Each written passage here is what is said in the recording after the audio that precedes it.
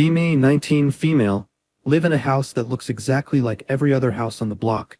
Mom has a seasonal wreath for every month. Dad has a favorite recliner and one personality trait. Cable sports, little brother Noah is 12 and permanently fused to his Nintendo Switch.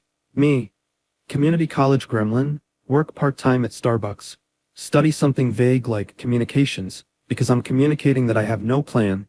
Still live at home because rent is a hate crime.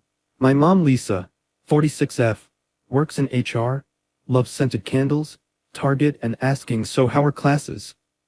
Like I'm going to say anything besides fine. Passive-aggressive, Midwest Christian but rebranded as spiritual, not religious. If you say vibes, she thinks that counts as prayer. My dad Steven, 48M, quiet, engineer, man of few words and many socks. He's there, like a background NPC with side quests about changing the oil. We are what you'd call a normal American family, which means emotionally repressed with a Costco membership. Backstory DLC. Grew up with good girl expectations. Middle school Lisa. No dating until you're 16. No sleepovers if there are boys there. Respect yourself. High school Lisa. If a boy can't wait, he doesn't deserve you. Boys your age only want one thing. 14 years old me nodding like yes mother I shall be pure.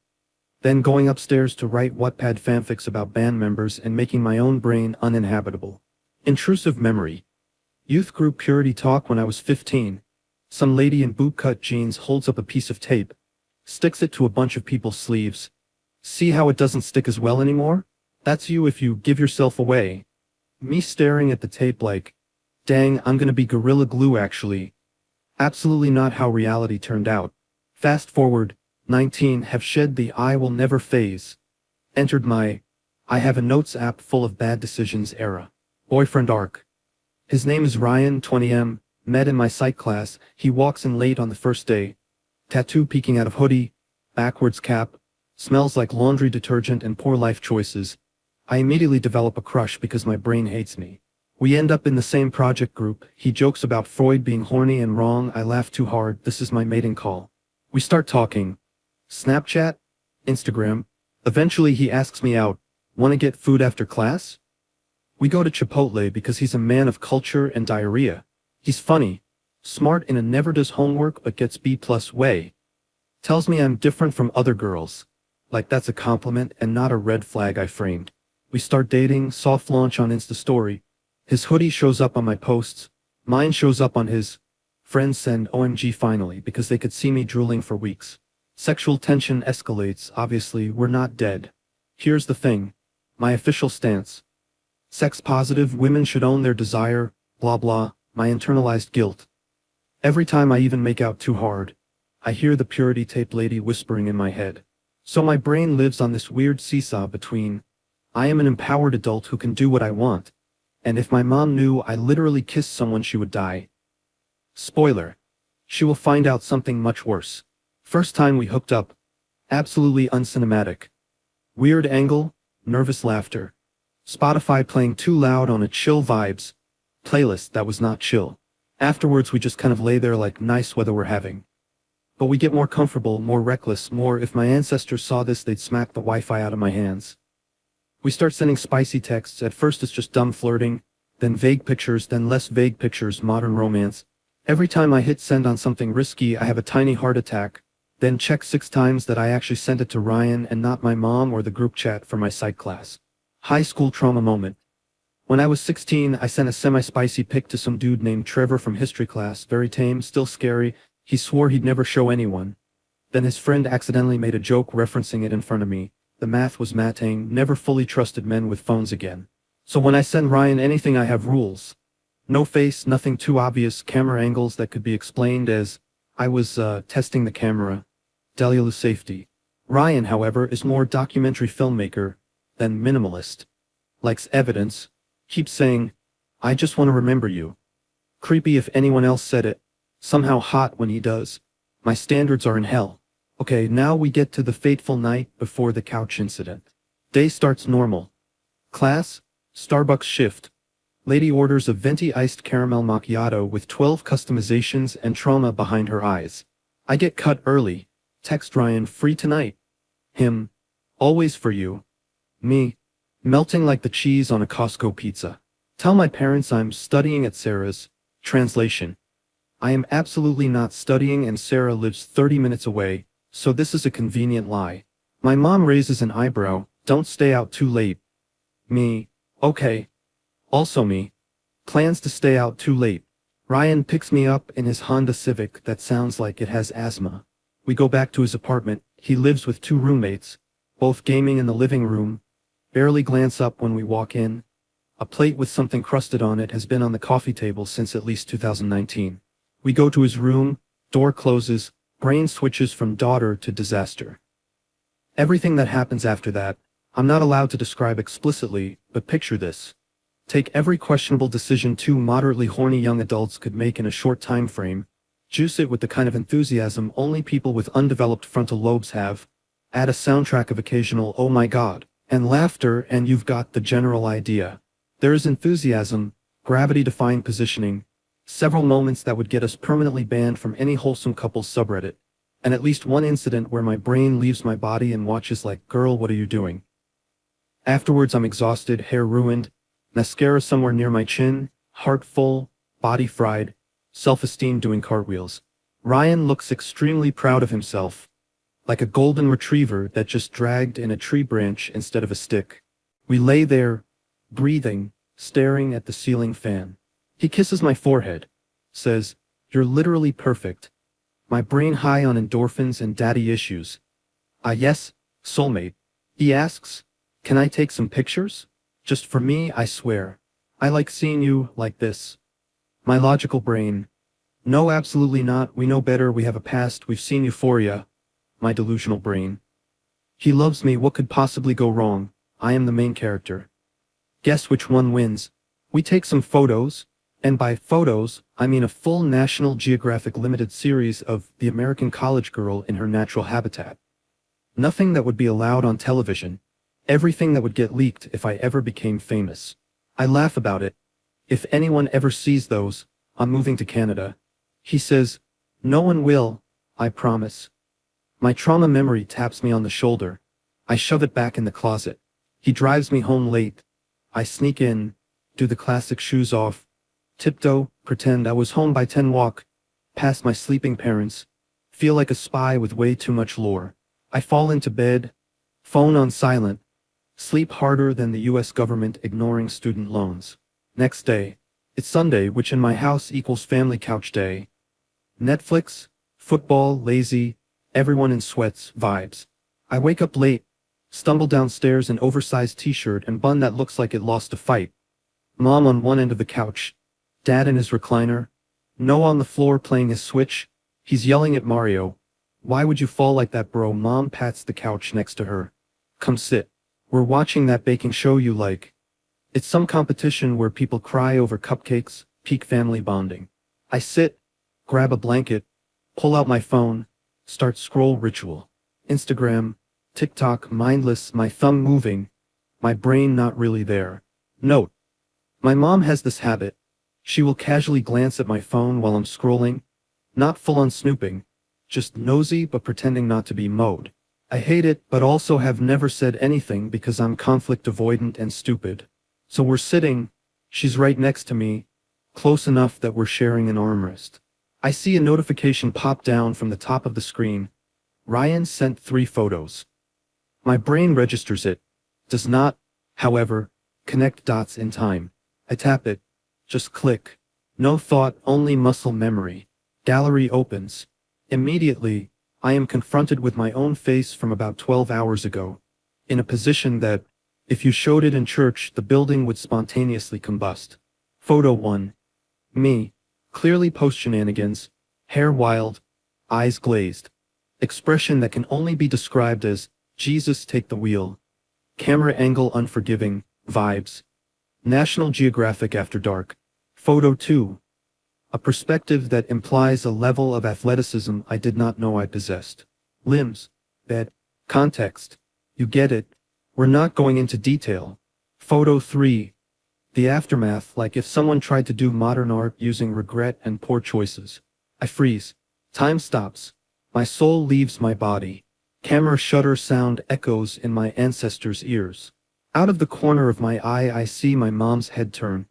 Her eyes widen, silent aura of, "Oh my God." She inhales sharply, whispers, "Jesus Christ. Dad." "What?" Noah looks up for once. My mom, with reflexes honed from years of pretending everything is fine, waves her hand. "Nothing, nothing. It's just the show. They put too much sugar in that cake." "Ma'am, the cake is not what you were reacting to." My face is on fire. I slam my phone face down on my lap like it bit me. Heart pounding, hands shaking. I can literally hear my pulse in my ears. I don't breathe for like 10 seconds, try to act normal, laugh at something on the TV, except nothing is funny and the baker just dropped a macaron. My mom does not look at me, but I can feel the rays of my daughter is not as innocent as I believed radiating off her. Dad goes back to his game, Noah goes back to his Switch, the world continues. I have died 7 times. Not another word is said. I sit there for exactly 5 more minutes, then say, "I'm gonna go study." No one believes that, but no one stops me. I go to my room, close the door, lock it, slide down it dramatically like a girl in a teen drama, stare at my phone like it murdered someone. Text from Ryan, "Good morning, beautiful. Last night 3 greater than signs? Then, did you like your surprise?" I type back, "You almost killed me." He sends 3 question marks. I explain. My mom was literally sitting right next to me when I opened those. He sends a wall of LMAO. I do not appreciate this at this time. Him. Wait, did she see them? Me. Yes. Well, of them. Him. No. Then on the bright side she knows you're in good hands. Sir. I throw my phone on the bed. Lie down. Stare at the ceiling. Feel like the floor should open up and swallow me into the basement where I will live forever. Spiral sequence beginning. My mom saw me in my full unholy form, the girl she raised on Disney Channel and Bible camp. This is how she finds out I have a sex life. Flashback junior year of high school. Me and then boyfriend Josh making out in the basement, door cracked open obeying the sacred rule. We get carried away. My mom comes down to bring snacks aka surveillance, catches us a little too close, pulls me aside later. "Don't give everything away to the first boy who says he loves you." I assure her we're being careful, we were not. Her face in that moment, a mix of fear and disappointment, gets copy-pasted onto today with 400% sharper resolution. I imagine what's running through her head right now downstairs. My baby, the one I used to take to Target to pick out Hello Kitty shirts, has grown into someone who does all of that. Does she think I'm gross, slutty, a failure? Probably all 3. My brain starts creating alternate universes.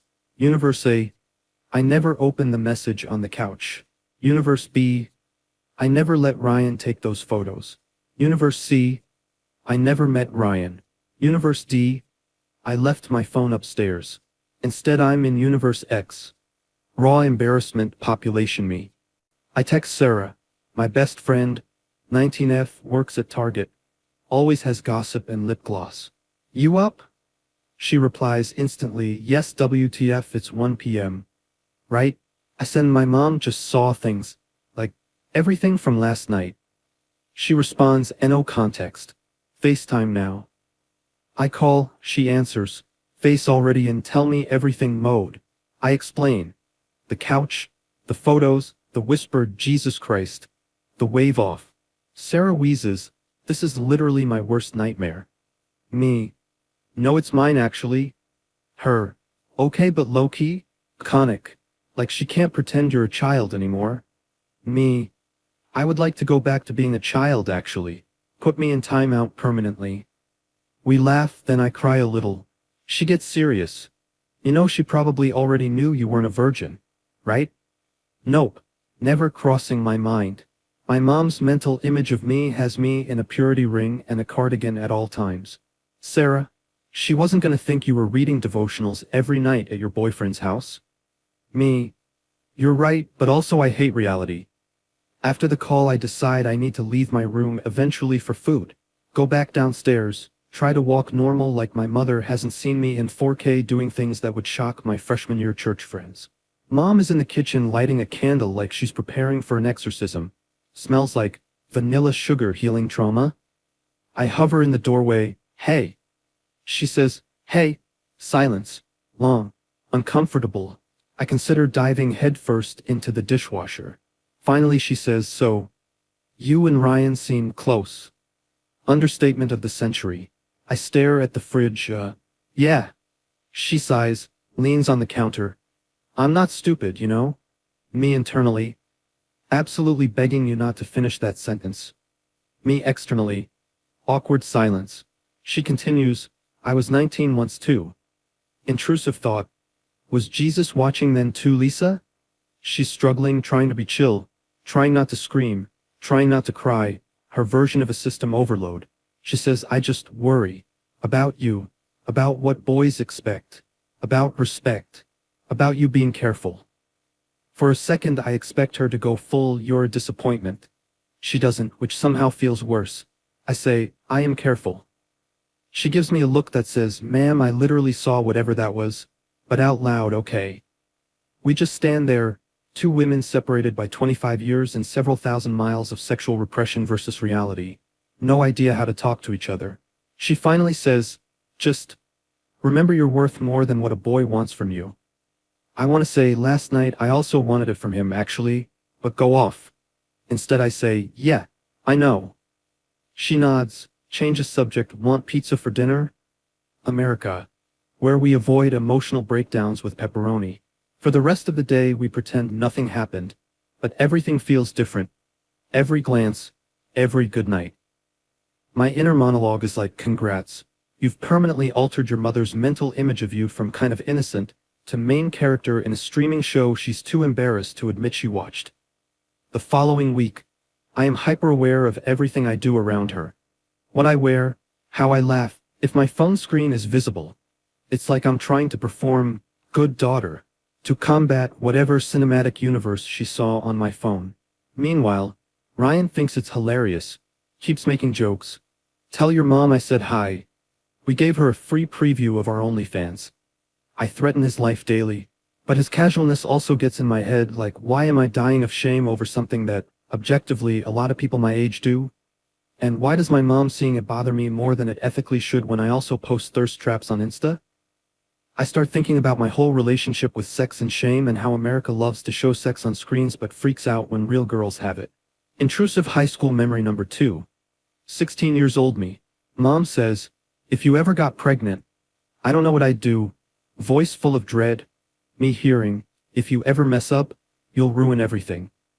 Now 19 years old me is like, I didn't get pregnant.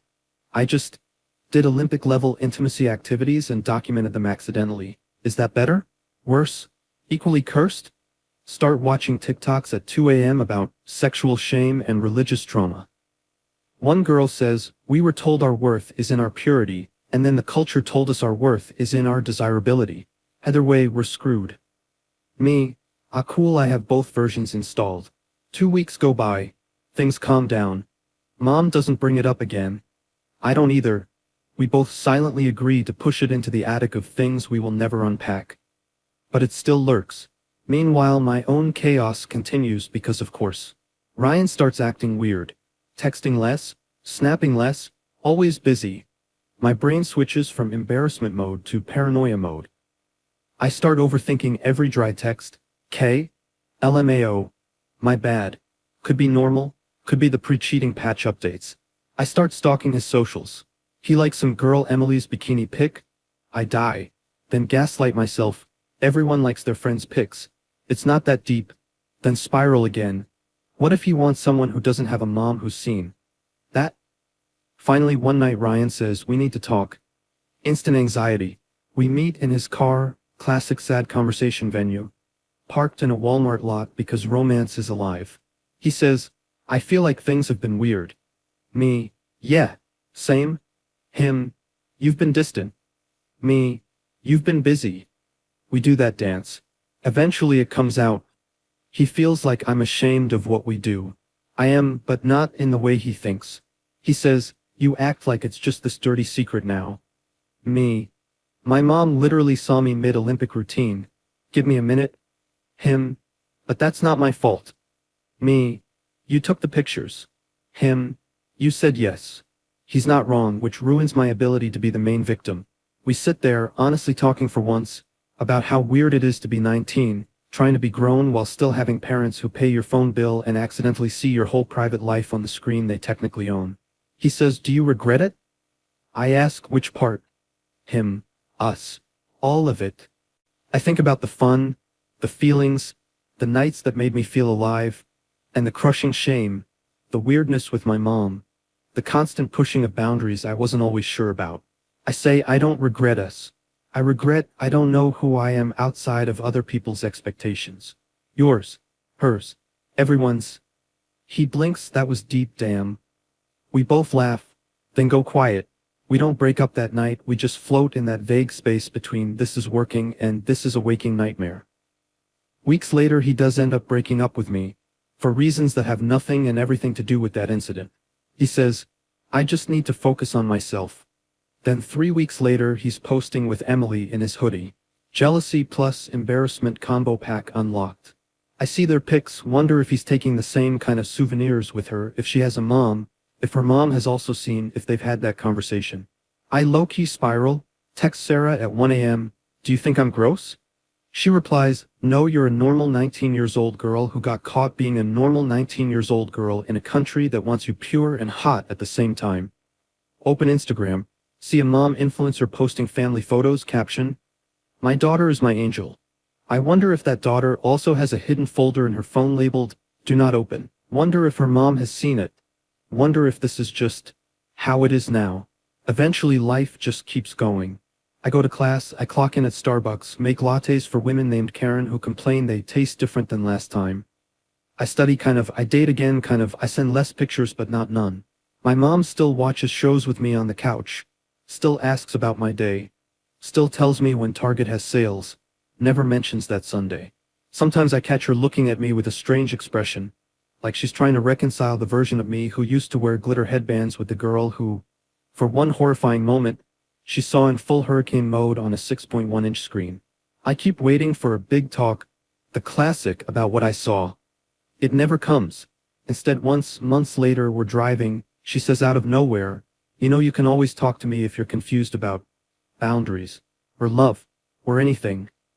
I say, yeah, I know. I don't, but I want to. We go back to silence, radio playing, some pop song about casual hookups and emotional damage. And that's kind of it. No tidy resolution. No, we cried and hugged and healed montage. No, I went celibate and found God. No, I became fully sex positive with zero shame and my mom joined a feminist book club. It's just me, 19, somewhere between empowered and embarrassed, between wanting to live my life fully and wanting my mom to still see me as someone whose biggest secret is failing a math test. I wish I could say I stopped making impulsive choices.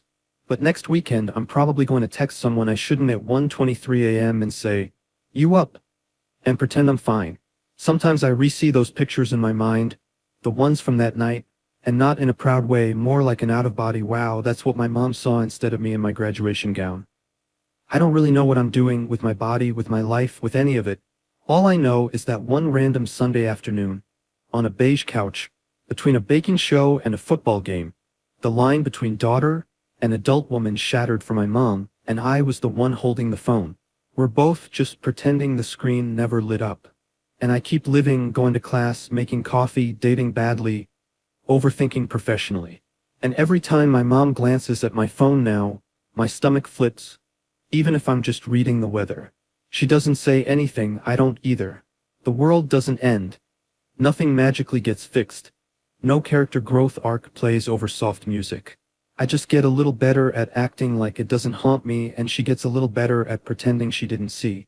And life goes on, weird, awkward, unresolved. Like that.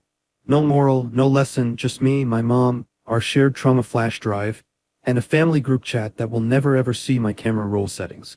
Anyway, that's the story of the time my mom accidentally watched the director's cut of my coming-of-age movie, and we both decided to roll credits and never press play again.